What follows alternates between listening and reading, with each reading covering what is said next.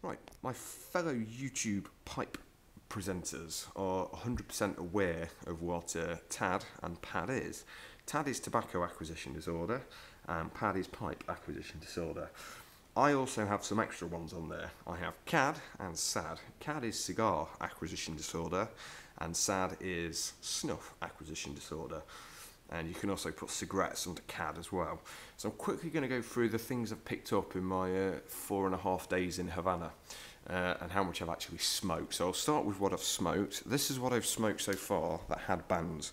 I've smoked a lot of unbanded stuff. As you can see, Upman has been fairly popular, which readers of my blog will probably think, why? You're not the biggest Upman fan in the world, but this is quickly what I've had. And I say there's been some bands which I haven't saved and quite a few things that didn't have bands.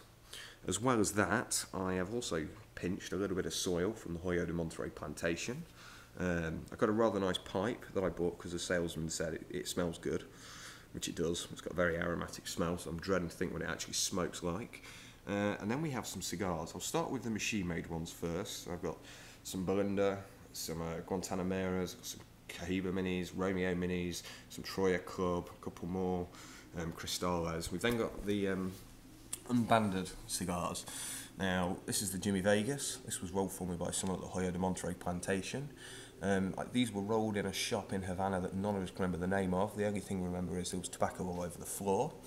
This here was rolled by Hamlet, who has the Casa del Habana. I believe it was the Casa del Habana next to the H. Upman factory, which is actually the Roman Giulietta factory. These were rolled by the roller in the National Hotel, and these are a few other things that I've picked up, still yet to smoke. Got through half a box of Trinidads. I then picked up some cigarettes. As well as that, I also, along with a new friend of mine called Lara from the Dunhill shop, managed to pick up one of these each, and this wasn't cheap.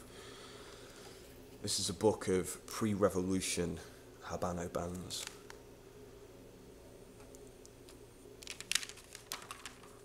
This is probably one of my favourite things I've picked up off this trip. I mean, I've never heard of half of these brands at all, but there is a hell of a lot. You can see that some of the bands have barely changed, like the Party Gas.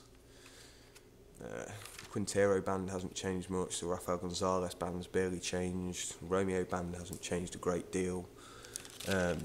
But this book is unbelievable. We're almost back to this Ramon Alones band at the moment on a limited edition. There's an old Romeo and Julieta band. I say most of these brands I've never even heard of. An old Hoyo de Monterey band. This book is absolutely spectacular. So yeah, those of us who have these acquisition disorders, coming to a place like Havana is great if you want to spend an absolute fortune. So take care.